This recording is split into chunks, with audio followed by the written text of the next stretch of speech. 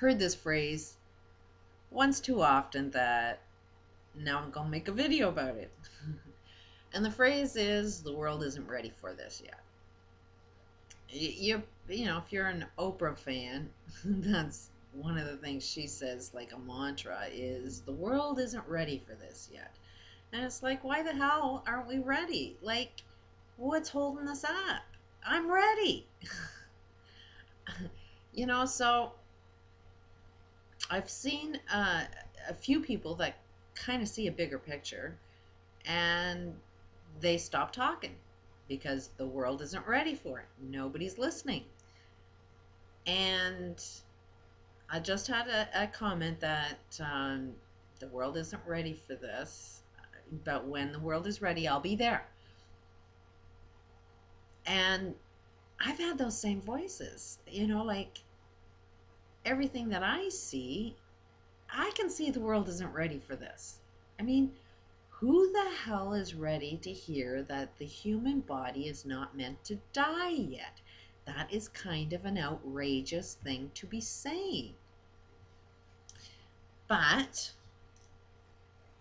you know, who's going to get everybody ready? How is it that we get ready? When is it that we open our minds to be able to hear something completely different? It appears to me, and it's just my own personal opinion, that you got to kind of start talking about it. You got to kind of put it out there. You know, when you're going to be the first one saying something completely different, it's like, you know, somebody just walked over the mountain to see what's there and they're reporting the news back, but we want to shoot the messenger. So, same sort of thing like Jesus is like, kind of seeing a bigger picture, kind of tried to explain it. They put him on a cross, killed the guy for telling him, you know, what he's seen. So when you're going to be the first of something that nobody else understands, nobody else can comprehend yet, you're going to be attacked. You know, you'll be put on a cross. You know, but you got to kind of be one with that, because why is it that you've seen something completely different? You know, like, isn't that your kind of mission, that if you see something that nobody else sees, that you're supposed to sort of explain it to people? If you kind of look at what NLP programming is, which is basically why we're all completely fucked up right now, is somebody makes a suggestion, somebody gets you to feel a state that you want to feel, and then use words and suggestions to lead you down a path to continue feeling that. You buy into it, you're programmed, you're like computers that are just being programmed to behave in the way somebody else wants you to behave. So it just seems to me that if we want change, and there are a few of us that see something completely different, it seems to me that we got to be the ones that are strong enough to give the message, strong enough to handle the criticism, strong enough to be put up on that cross and not actually die from it. And words do kill. Words create a lot of emotional pain. Emotional pain leads to behaviors that take away pain. I friggin' smoke. That's something that's gonna kill me. And most of that is because I don't like being put on a friggin' cross. I don't like feeling like I'm the only one that sees a different picture than everybody else. Um, it's almost like you're lost in the frustration that things won't change. And if things don't change, it's like, is this a planet you really want to live on? So, my message is to just jump into it. Start talking about it. Start making suggestions out there for a different path. It doesn't matter whether anybody's listening or not. It doesn't matter if anybody gets it or not. it is the process of you developing the skills to present the message in a way that people can understand. People aren't ready to hear this stuff because they can't comprehend this stuff. They need constant, we don't tend to understand something until you've heard the story 3 times. You know, I've had that history many, many times that I will tell somebody, some advice. Generally, it's people making a complaint. They don't realize it, but they tell me what the solution is to their complaints, but they don't sort of reflect it on themselves. So when I bounce that off them and give them their own solution that they tell me, they are offended by it. But somebody else down their path will make the suggestion, so they'll hear it 2 times. Then somebody else will point it out again. And it's like the 3rd time that somebody else sort of points it out to them, do they get it? And it's like, oh, a light bulb just went off. They think that they've even discovered it for themselves. And it's like, no, you've been told this over and over and over again. You didn't comprehend the message yet. You didn't see the first person who told it to you.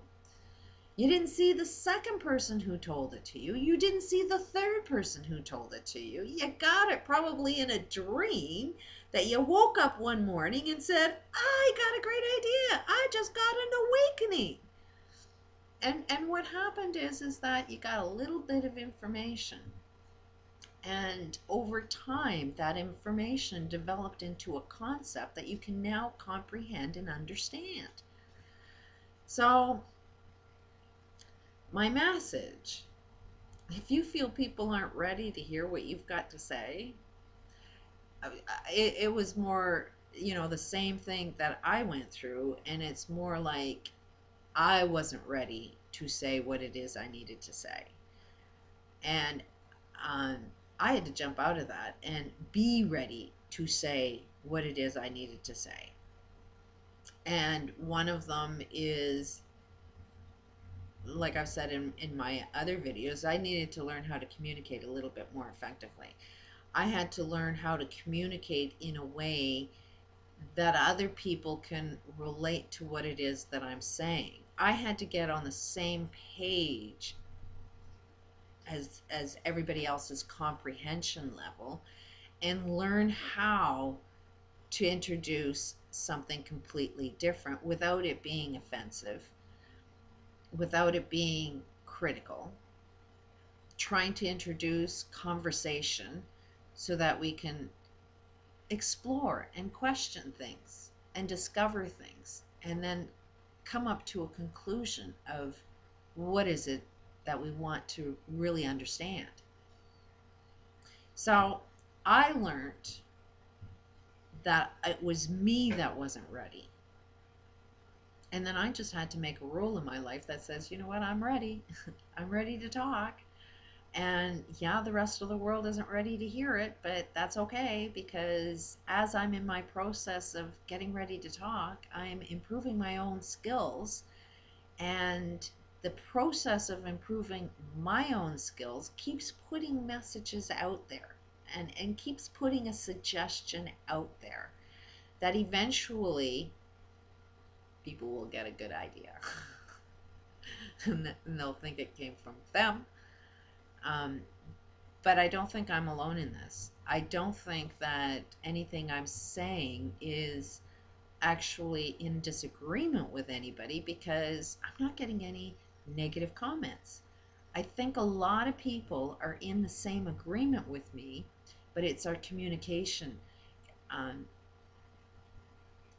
We misinterpret words. We misinterpret hell, a lot of things. And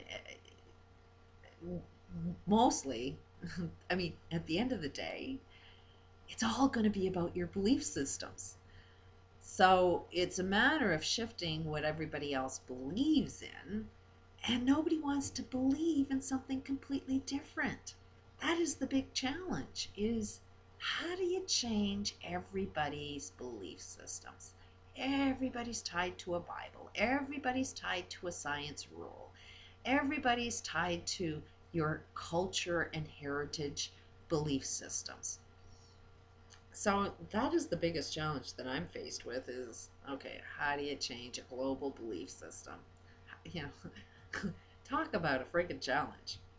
Is the world even ready to hear of a different belief system?